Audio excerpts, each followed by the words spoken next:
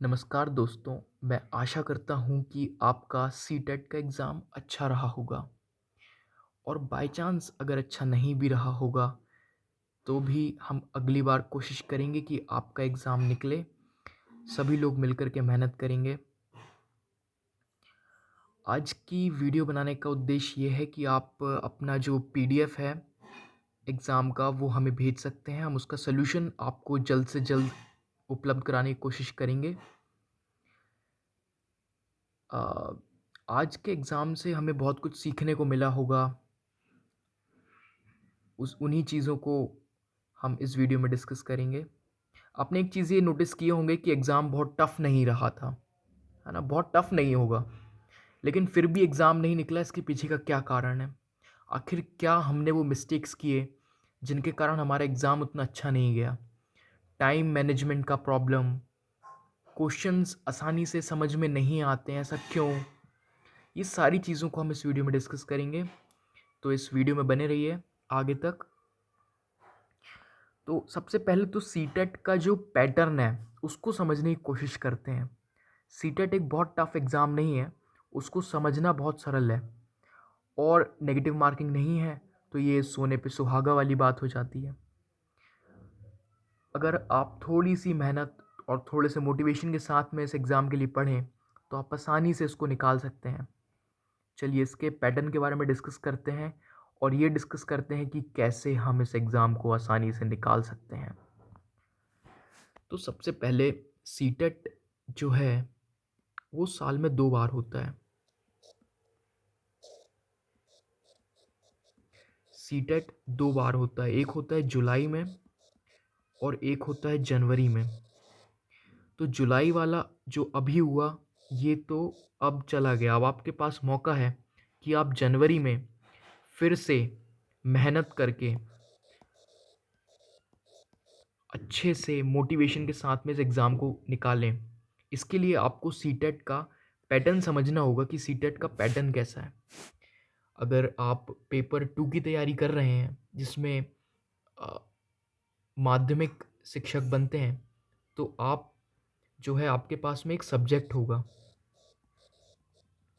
और वो सब्जेक्ट जैसे कि अगर आपने पीसीएम से पढ़ाई की है, फिज़िक्स, केमिस्ट्री, मैथ से अगर आपने 12th किए हो, तो आपके पास में ऑप्शन रहता है कि आप मैथ्स से शिक्षक बनें। मैथ्स से आपको शिक्षक बनने के लिए आपको सीटेट में सब्जेक्ट चुनना होगा और वो सब्जेक्ट आपने मैथ्स चुने होंगे। और साथ ही में मैथ्स के साथ में ही साइंस के कुछ क्वेश्चंस आते हैं, क्योंकि माध्यमिक शिक्षक में मैथ्स और साइंस अलग-अलग नहीं होता है। तो मैथ्स और साइंस के मिलकर के 60 क्वेश्चंस आते हैं और सीडीपी, हाँ, जिसको सीडीपी कहते हैं, सीडीपी के जो क्वेश्चंस आते हैं वो रहते हैं 30, इस तरीके से 90 क्वेश्चंस हो जाते हैं। और इंग्लिश और हिंदी लैंग्वेज के कुछ क्वेश्चंस रह जाते हैं, हिंदी इंग्लिश के। हिंदी प्लस इंग्लिश ये मिलकर के हो जाते हैं 60 नंबर के। इस तरीके से टोटल पेपर हो जाता है 150 मार्क्स का। देखिए मेरा ये कहना है कि आप खाली इसमें थोड़ा-सा फ़ोकस करेंगे और आप इस एग्ज़ाम को आसानी से निकाल सकते हैं।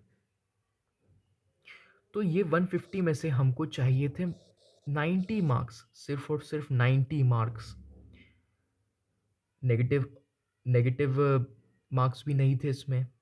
तो मान लीजिए अगर आप सही क्वेश्चन करते 70, ठीक है?